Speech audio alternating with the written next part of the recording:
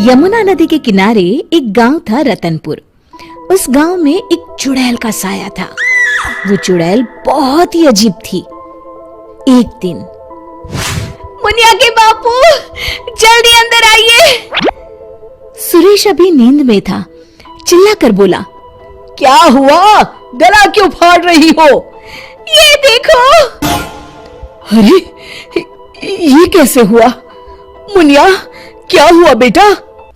उससे क्या पूछ रहे हैं? बेचारी तभी से डरी सहमी हुई है। लेकिन ये तो कोई गंभीर बीमारी लगती है। हाँ, देखो तो, बेचारी की चुटिया ही काट ली किसी ने। राम राम। लेकिन एक भी बाल आसपास नहीं दिख रहा। हाँ, ये हुआ क्या समझ में ही नहीं आ रहा। ऐसे ही 2-4 दिन मुनिया को देखने और सांत्वना देने वाले भी आए। अब कुछ शांति हुई ही थी कि एक दिन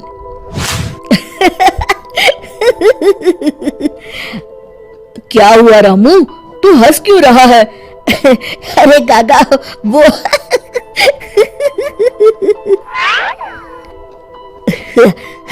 के बच्चे, कुछ बता भी। रूपा काकी की चुटिया कट गई है। हाँ, और मुन्नी भी।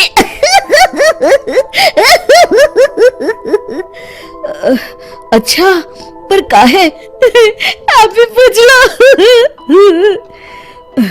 चल कर देखता हूँ। क्या हुआ मुन्नी? ये क्या हल्ला मचा हुआ है? तभी मुन्नी बाहर आती है। ये का सुन रहा हूँ? कैसे हुआ सब?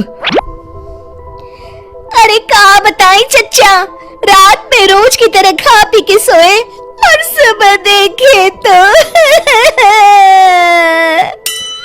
अरे राम राम। पहले तो मुझे लगा कोई बीमारी है, लेकिन ये तो लगता है पक्का किसी डायन या चुड़ैल का काम है। अब तो रतनपुर में ये औरतों की चोटी काटे जाने वाली खबरें आम हो गई। अगले ही दिन, सरिता, आज बहुत गर्मी है, मेरा बिस्तर बाहर लगा देना। जी ठीक है। सरिता ने रमेश का बिस्तर बाहर और अपना और चुनिया का आंगन में लगा लिया। रात में रमेश को प्यास लगती है। बड़ी प्यास लगी है, लगता है सरिता ने पानी नहीं रखा। कोई नहीं, खुद ही ले लेता हूँ। अंदर जाने पर वो देखता है कि सरिता के बिस्तर के सिरहाने चुड़ैल खड़ी है। वो एक हाथ से सरिता की चोटी पकड़े हुए है और चाकू से उसकी चोटी काट रही है।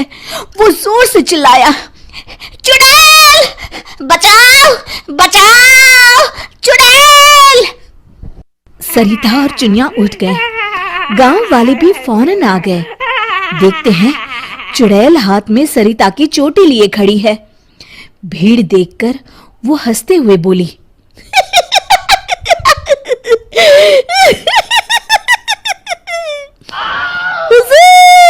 आते आते बहुत देर कर दी।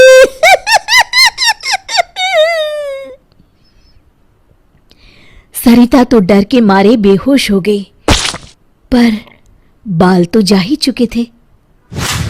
अरे आखिर चाहती क्या हो?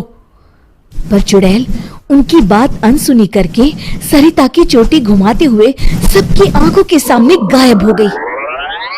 चोटी वाली चुड़ैल की खबर जंगल की आग की तरह पूरे गांव में फैल गई और गांव में बातें चलने लगी।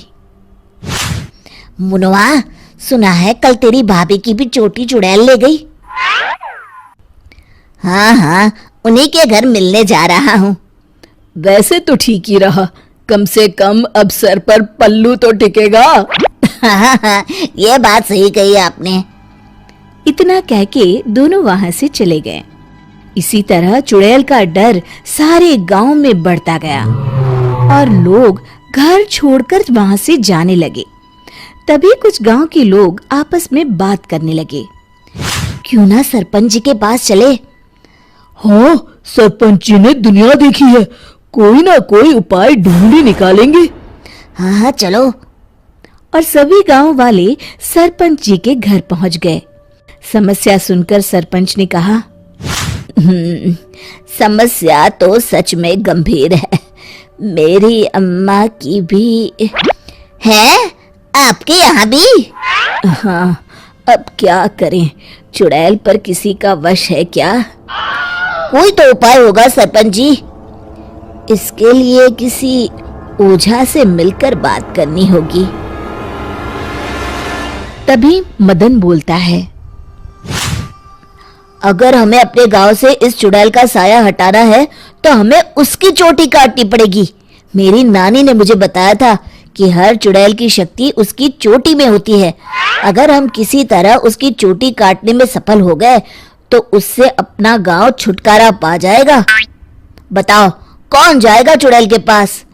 मैं उसे बताऊंगा कि क्या करना है। अरे मदन भैया, हम मुखिया जी के पास आए हैं मदद मांगने, वही जाएंगे। अरे ऐसे कैसे? मैं गया तो गांव कौन संभालेगा? इस रामू को भेज देते हैं। अरे ओ मुखिया, पगला गया है क्या? भरी जवानी में मौत के मुंह में चला जाऊं? तुम सब छोड़ो, मैं चला जाऊंगा। देखो, वो चुड़ैल अपना काम तभी करती है जब कोई सो रहा हो। आज तक कोई जगा हुआ इंसान उसका शिकार नहीं हुआ है ना?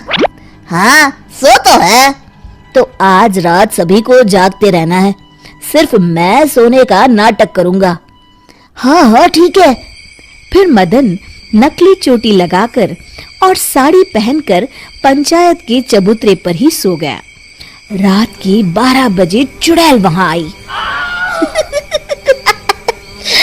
आज पूरे गांव में घुमाई, कोई सोया ही नहीं। तभी उसकी नजर चौक पर सोए मदन पर पड़ी। ये औरत यहाँ क्यों सोई है? लगता है घर में झगड़ा हुआ होगा। खैर मुझे क्या, मुझे तो बाल चाहिए। चुड़ैल ने चोटी काटने के लिए जैसे ही चोटी पकड़ी, वो निकलकर उसके हाथ में आ गई। इसके लिए वो तैयार नहीं थी, इसलिए 2 पल के लिए वो कभी चोटी तो कभी चाकू को देखने लगी। इसी समय का फायदा उठाकर मदन ने उसकी चोटी काट ली। पहले तो वो डर गई, फिर भी हिम्मत करके बोली, कौन है तू? बता कौन है तू, नहीं तो मैं तुझे खा जाऊंगी। तेरी चोटी मेरे पास है, तू मेरा कुछ नहीं बिगाड़ सकती। मदन उसकी चोटी दिखाते हुए हंसता है। मेरी चोटी दे दे, दे दे मेरी चोटी, मेरी चोटी दे दे। चीखते हुए मदन की तरफ बढ़ी। हाँ, अगर एक कदम भी आगे बढ़ाया तो मैं अभी इसे जला दूंगा। नहीं नहीं, ऐसा मत करना।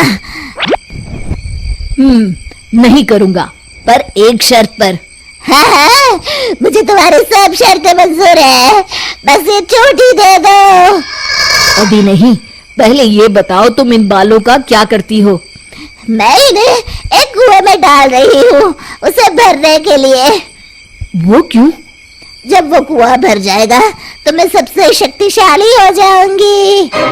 चलो वो कुआं मुझे दिखाओ, वहीं तुम्हें तुम्हारी चोटी दे दूंगा। चलो ये चोटी मुझे दे दो, इसकी मदद से हम जल्दी पहुंचेंगे।